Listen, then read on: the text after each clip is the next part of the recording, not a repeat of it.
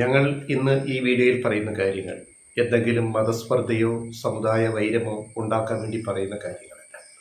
ഒരു രാഷ്ട്രീയ സംവിധാനത്തിൽ തികച്ചും പാലിക്കപ്പെടേണ്ടുന്ന, ഒരു ജനാധിപത്യ സംവിധാനത്തിൽ പാലിക്കപ്പെടേണ്ടുന്ന ചില രാഷ്ട്രീയ മര്യാദകൾ ഞങ്ങൾ ചൂണ്ടിക്കാണിക്കുകയാണ്. അത് ലംഘിക്കപ്പെടുന്നു എന്ന് കാണുമ്പോൾ അത് ചൂണ്ടിക്കാണിക്കുക ഒരു ഉത്തരവാദിത്വമാണ്. അത് മാത്രമാണ് ഞങ്ങളിവിടെ ഉദ്ദേശിക്കുന്നത്. മോദി 3.0 നരേന്ദ്രമോദിയുടെ 3ാം സർക്കാർ അധികാരമേറ്റപ്പോൾ മന്ത്രിമാരെയൊക്കെ തിരഞ്ഞെടുത്തു. പ്രധാനമന്ത്രിയും ക്യാബിനറ്റ് മന്ത്രിമാർ, അതേപോലെ സ്വതന്ത്ര ചുമതലയുള്ള സഹമന്ത്രിമാർ, പിന്നെ സ്വതന്ത്ര ചുമതലയില്ലാത്ത സഹമന്ത്രിമാർ, അങ്ങനെ എല്ലാം കൂടെ ഇന്ത്യ എന്ന് പറയുന്ന ഒരു മഹാരാജ്യത്തിനൊരു വലിയ മന്ത്രിസഭ ഉണ്ടാകും, സ്വാഭാവികം.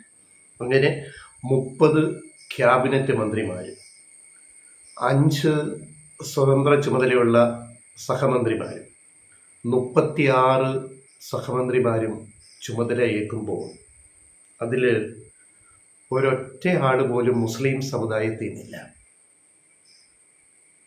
എന്താ അങ്ങനെ ചോദിക്കുന്നു? അതിലെന്താ കാര്യമെന്ന് സംശയം വരാം. പക്ഷേ ഇത്രയും ജനസംഖ്യയുള്ള, ലോകത്തെ ഏറ്റവും കൂടുതൽ ജനസംഖ്യയുള്ള നമ്മുടെ രാജ്യത്ത് ജനസംഖ്യയിൽ 16% മുസ്ലിങ്ങളാണ്, മുസ്ലിം മതവിശ്വാസികളാണ്. ലോകത്ത് തന്നെ മുസ്ലിം ജനസംഖ്യയിൽ 3ാമത്തെ രാജ്യമാണ് ഇന്ത്യ. ഒരു വലിയ മുസ്ലിം പോപ്പുലേഷൻ ഈ രാജ്യത്തുണ്ട്.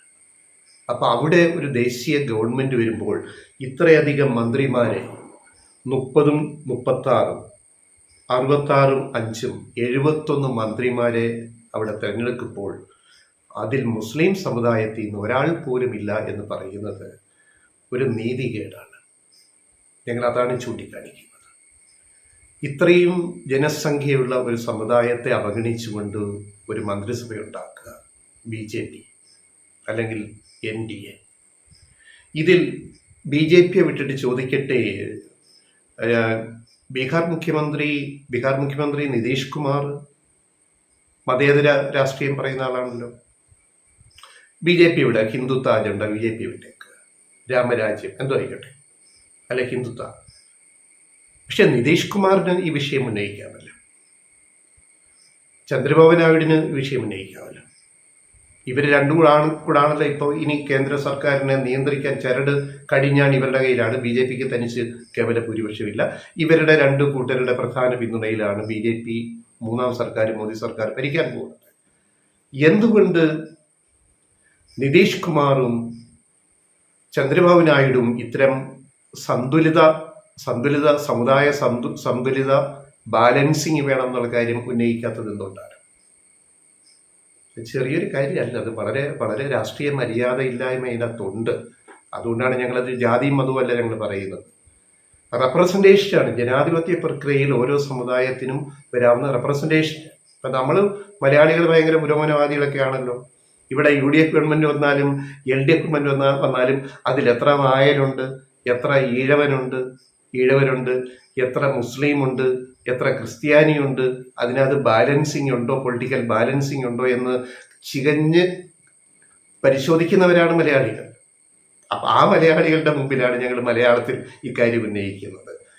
ലോകത്തെ മുസ്ലിം ജനസംഖ്യയിൽ 1ാമത് ഇന്തോനേഷ്യ. ഇന്തോനേഷ്യയിൽ ജനസംഖ്യയുടെ 87% മുസ്ലിങ്ങളാണ്.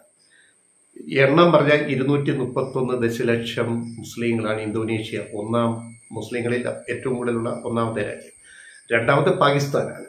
പാകിസ്ഥാനിൽ 96% ജനസംഖ്യയുടെ 96% മുസ്ലിങ്ങളാണ്. എണ്ണം പറഞ്ഞാൽ 212 മില്യൺ ദശലക്ഷം. 3ാമത് വരുന്നത് ഇന്ത്യയാണ്. ഇന്തോനേഷ്യയും പാകിസ്ഥാനും കഴിഞ്ഞ് 3ാമത് വരുന്നത് ഇന്ത്യയാണ്. ഈ മഹാരാജ്യത്ത് 16% മുസ്ലിങ്ങളാണ്. പക്ഷെ പോപ്പുലേഷൻ്റെ എണ്ണം കൂടുമ്പോൾ വളരെ കൂടുതലാണ്. ഇന്ത്യയിലെ ജനസംഖ്യ ഏറ്റവും വലിയ ജനസംഖ്യയുള്ള രാജ്യമാണല്ലോ. 200 മില്യൺ മുസ്ലിങ്ങൾ, 200 ദശലക്ഷം മുസ്ലിങ്ങൾ ഇന്ത്യയിൽ പാർക്കുന്നു, വോട്ട് ചെയ്യുന്നവർ ഉൾപ്പെടെ. അത് കഴിഞ്ഞാൽ പിന്നെ ബംഗ്ലാദേശ്, പിന്നെ നൈജീരിയ, അങ്ങനെ ഇതിൻ്റെ റാങ്കിങ് പോവുകയാണ്. മുസ്ലിം പോപ്പുലേഷൻ ഇൻ ദ വേൾഡ് എന്നുള്ള റാങ്കിങ് പോവുകയാണ് ഓരോ രാജ്യത്തും. അപ്പോൾ ഏറ്റവും ന്യായമായ ഒരു കാര്യം, ആ സമുദായത്തിൽ നിന്ന്, മുസ്ലിം സമുദായത്തിൽ നിന്ന് ഒരാളെയെങ്കിലും മന്ത്രിയാക്കണ്ടേ? അതൊരു രാഷ്ട്രീയ മര്യാദയല്ലേ? എന്തേ അത് പിന്നെ മോദിയും BJP യും കാണിച്ചില്ലെങ്കിൽ എന്തേ അത് നിതീഷ് കുമാറും ചന്ദ്രബാബു നായിഡും ഉറപ്പുവരുത്തിയില്ല? അവരുടെ കടിഞ്ഞാണുണ്ടല്ലോ, ബ്രൈഡിൽ അവിടെ അവരുടെ കയ്യിലുണ്ടല്ലോ ഭരണത്തിന്റെ, എന്തേ ചെയ്തില്ല? തികഞ്ഞ മര്യാദകേട് തന്നെയാണ്. പിന്നെ പേരിനൊരു ക്രിസ്ത്യാനിയെ വെച്ചിട്ടുണ്ട്. ജോർജ് കുര്യൻ, BJP യുടെ സംസ്ഥാന ജനറൽ സെക്രട്ടറിമാരിൽ ഒരാളായ ജോർജ് കുര്യനെ സഹമന്ത്രിയാക്കിയിട്ടുണ്ട്. ഏതെല്ലാം രാജ്യസഭാ സീറ്റിലൂടെ ജയിപ്പിച്ചുകൊണ്ടത്. പേരിനൊരു ജോർജ് കുര്യൻ. ഈ മുസ്ലിം സമുദായത്തെ അവഗണിച്ചത് കൂടാതെ ക്രിസ്ത്യൻ സമുദായത്തിനും എന്ത് പ്രാതിനിധ്യം കേന്ദ്രമന്ത്രിസഭയിൽ ഉണ്ട് എന്ന് ഈ ക്രിസ്ത്യൻ വിശ്വാസികളും ചിന്തിക്കുന്നത് നന്നായിരിക്കും. ഇത് ജാതി മത വേർതിരിവ് പറയുകയല്ല, ഇത് മര്യാദകളാണ്. ജനാധിപത്യത്തിൽ ഓരോ ജനവിഭാഗത്തിനും, വിശ്വാസം പുലർത്തുന്ന ജനവിഭാഗത്തിനും കൊടുക്കേണ്ടുന്ന പ്രാതിനിധ്യം കൊടുത്തുകൊണ്ട് സന്തുലിതമായ ബാലൻസിംഗ് ആയ ഒരു സർക്കാർ വരണം എന്ന് ആഗ്രഹിക്കുന്നത് കൊണ്ടുകൂടിയാണ് ഞങ്ങൾ ഇത് പറയുന്നത്.